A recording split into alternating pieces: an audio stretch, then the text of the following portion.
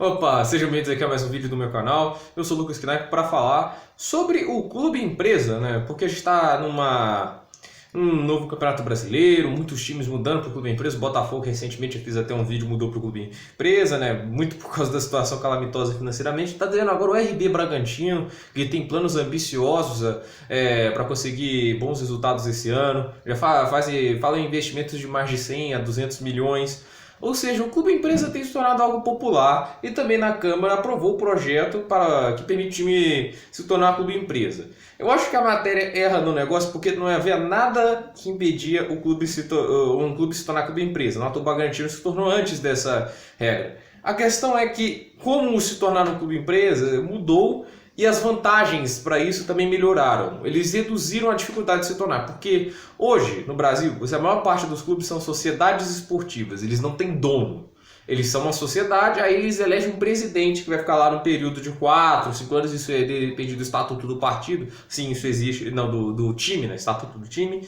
Isso fica aí durante anos. A gente vê aí figuras como Eurico Miranda, o André Sanches, que são o Eurico Miranda do Tietê, a gente vê outras figuras aí que dominam o cenário do futebol brasileiro como donos. E isso não tem dado muito certo. A gente vê que muitos times como o Cruzeiro já provaram isso, né? O Itaí Machado é uma dessas figuras que faliram o Cruzeiro. O Cruzeiro hoje está em situação terrível. Aí estão tentando trazer o Alexandre Matos de novo. E eu digo assim que isso não vai dar certo, porque o Alexandre Matos foi quem começou com esse negócio do Cruzeiro gastar dinheiro que não tinha para contratar gente como Ricardo Goulart, Dagoberto, para ganhar um monte de títulos. Ganhou, né? Ganhou 2 Brasileirões, mas ao custo de um rebaixamento bem feio para a Série B. O fato é, Clube Empresa e Sociedade Esportiva, o que é melhor? A questão de hoje você ser uma sociedade esportiva, em questões financeiras é mais rentável. Você paga menos imposto, você tem mais abatimentos, é mais fácil você parcelar dívidas, pagar dívidas. No Clube Empresa isso não correria. A Constituição dá a entender como você é empresário, você tem dinheiro para pagar, porque na visão da nossa Constituição, todo empresário é um cara com cartola e bengala de diamante, né? Não é bem assim que funciona, né? E o fato de que o Brasil é um país de investimento pequeno, não é um país muito fechado ao comércio, não quer dizer que o Clube Empresa vai ser as soluções para os problemas do Brasil. Não é verdade. Tem muitas coisas para acontecer. O Brasil não basta só a gente tornar Clube Empresa e deixar o Brasil um ambiente muito feio aos negócios como ainda é. Tem que haver mais liberdade para investimento, e isso acontece na Inglaterra e outros clubes, né? A gente vê. Um bom jeito de ver como um país é livre ao comércio é muito o nome dos estádios. Perdão. A gente vê lá na NFL, um bom exemplo de clubes e empresas. Existem sociedades esportivas como o Green Bay Packers, né, só que não chega a ter um presidente em si, né, tem uma sociedade de 300 grandes investidores, né, que tentam manter o clube em ativa. É um clube de futebol americano, né, de qualquer jeito. Você vê o nome dos estádios, né? Mercedes-Benz Stadium, Mercedes-Benz Superdome, NGR Stadium. Normalmente tem sempre o nome de uma empresa antes. Agora a gente vem a Allianz, né, o estádio da Allianz do Palmeiras, né, que a Allianz Arena é o nome do estádio do Bayern de Munique, então eu esqueci como é que se chama o estádio do Palmeiras. Vai ter agora a MRV Arena, que é o estádio do Atlético Mineiro. A gente está vendo cada vez mais vezes empresas fazendo parcerias com clubes brasileiros, mas não muitas empresas. A Allianz é alemã, agora a MRV é brasileira. A gente está vendo que tem sim mercado para investir no Brasil. O futebol é um grande mercado no Brasil. Só que não tem muita gente de fora ainda querendo investir. A gente resolve isso dificultando a burocracia. Agora vamos ao ponto fino, né? O que esse projeto vai mudar? Ele vai mudar tributações e pagamentos de dívidas. Hoje, você tem muitos impostos. Aqui, segundo a matéria do Globo Esporte, que é muito boa, vou deixar o link na descrição, vai reduzir a burocracia para se tornar um clube empresa, porque hoje é muito complicado, e vai unir uns impostos assim, de clubes de futebol. Existem impostos só para clubes de futebol, que maravilha, né? Aí vai reunir os seguintes tributos: imposto de renda de pessoas jurídicas, o IRPJ, a contribuição social sobre lucro líquido, que é uma palhaçada danada, mas que é o CSLL, o COFINS, que é um tributo que vai além do futebol, e o PIS/PASEP, né, que é a contribuição para os programas de integração social e formação do patrimônio do servidor público. Mas, ou seja, não sei por que isso está colocando sobre futebol, mas né? É um jeito do Estado ganhar mais dinheiro sobre o esporte, né? Isso também vai reduzir assim, ó, Olha só, o projeto define ainda as modalidades de quitação de dívidas tributárias e não tributárias dos clubes e estabelece planos de redução de juros e multas. Conforme a proposta, se o pagamento dos débitos for em parcela única, haverá uma redução de 95% das multas, 65% dos juros de mora e 100% dos encargos legais. Isso parece uma coisa assim, se for pagar tudo, né? Não parece uma grande redução, mas isso reduz muito, né? Dá para você fazer um abatimento melhor e sobrar mais dinheiro para investimento. E se o pagamento for em 12 parcelas, a redução será em 90% das multas, 60% dos juros de mora e 100% dos encargos legais. Ou seja, há muita coisa sendo melhorada para que se torne um clube empresa. E também há outras coisas que tirem um pouco das vantagens de sociedades esportivas. Isso vai forçar que alguns clubes se tornem empresas. Isso o que vai tornar mais vantajoso e isso vai ser um espaço para mais investimento no Brasil. O problema os clubes que são sociedade esportiva teriam que abrir uma aprovação do comitê deles, né? O Botafogo teve porque não tinha solução. Essa é a verdade, ou fazia isso ou falia, né? Eles ainda podem fazer isso e falir, mas só que é melhor tentar do que não tentar, né? A questão agora os presidentes vão abrir mão desse poder? Por que a sociedade esportiva dá errado do jeito que ela é hoje? Porque, no fundo, ela vira um projeto de poder. Você não tem um incentivo você ser responsável fiscalmente, né? Em que sentido? Vamos pegar o melhor exemplo do Brasil, que é o André Sanches. O André Sanches é o presidente atual do Corinthians, né? Que está até com um pouco de recalque do Flamengo e da saúde fiscal aí do Clube Carioca. O André Sanches, ele é um cara conhecido por ser um péssimo gestor financeiro, mas o que ele faz? Ele gasta dinheiro que ele não tem, contrata os jogadores, Wagner Love, Tevez, tudo isso aí. Ele contratou um monte de gente, faz um timão, literalmente faz um time muito forte. Ele ganha uns troféus, outros ganha uma Libertadores, um Brasileirão. Tem ano que não ganha nada, mas vai. Ele ganha esses anos, mas de qualquer jeito o time vai forte, tem uma grande chance de ter sucesso. Só que com esse dinheiro que ele não teve, ele gera uma grande dívida. E nessa dívida fica tão grande que quando ele sai da presidência, porque tem eleição, tanto é que ele às vezes nem tenta reeleição, vem outro presidente e ele é obrigado a pagar essa dívida.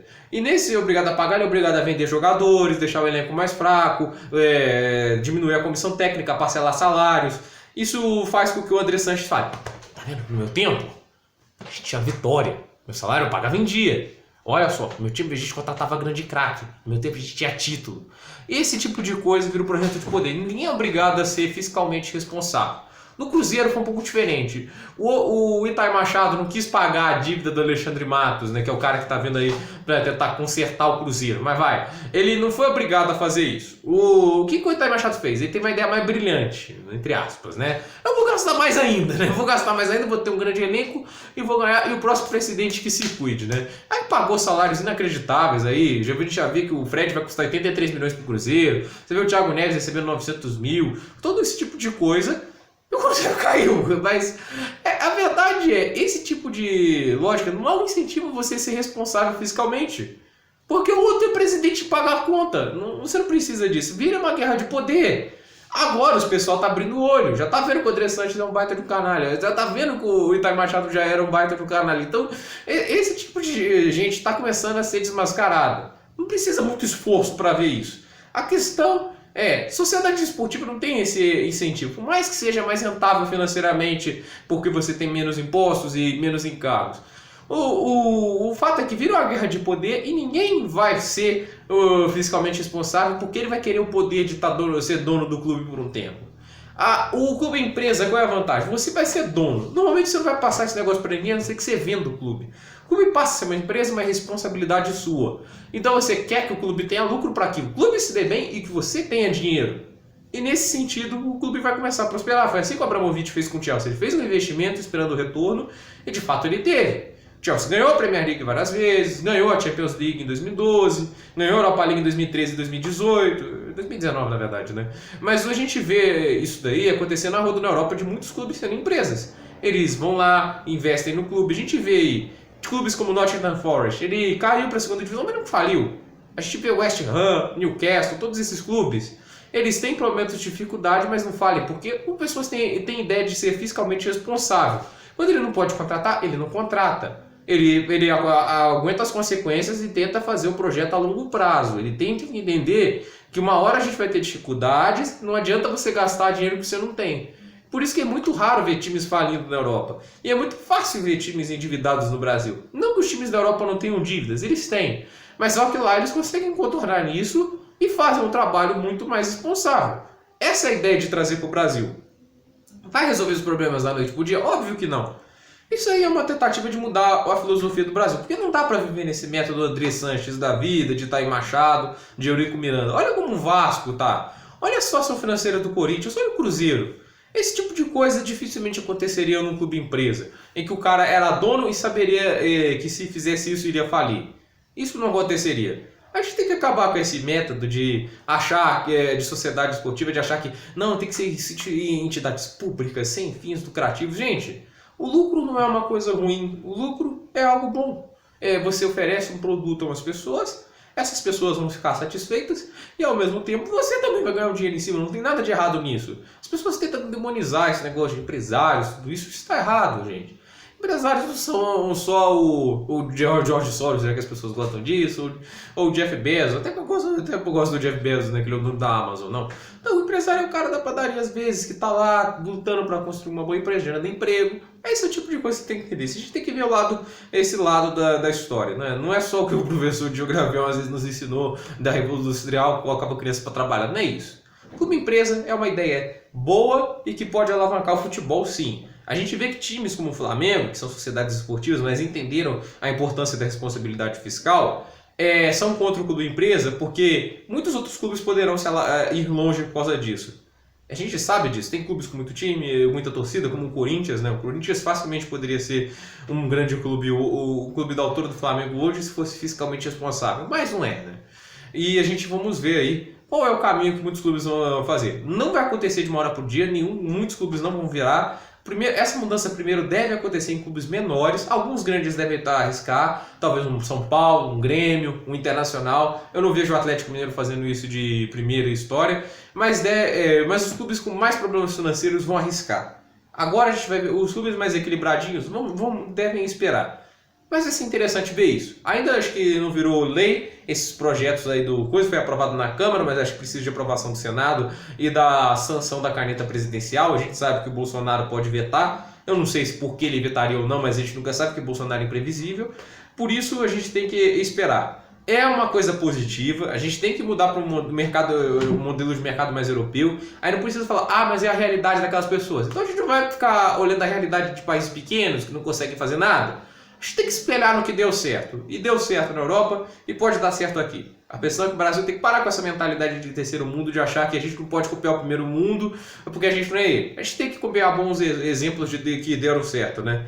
Como o Clube Empresa deu lá, como uma liberdade de mercado também deu. Por esse vídeo é isso, gente. Dúvidas nos comentários, deixe o seu like, compartilhe o vídeo, se inscreva no canal e até o próximo vídeo.